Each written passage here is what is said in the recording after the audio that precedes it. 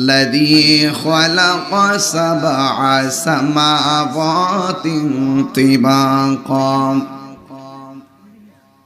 আল্লাহ রাব্বুল আলামিন বলেন, আমি এই সুন্দর আসমানটাকে 7টা স্তরে বানাইছি। একটা স্তর থেকে আরেকটা স্তরে যাইতে 500 বছরের রাস্তা। ওয়ালাকাদ যায়্যানাস সামাআদ দুনিয়া বিমাসাবিহ। আল্লাহ বলেন, এই আসমানটারে আমি ধোঁয়াশার মতো রাখি নাই।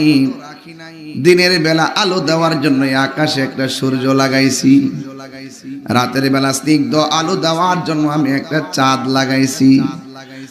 আর গোটা আসমানটারে আমি আল্লাহ আলোক উজ্জ্বল তারকা দিয়া জার বাতি লাগাইয়া দিছি।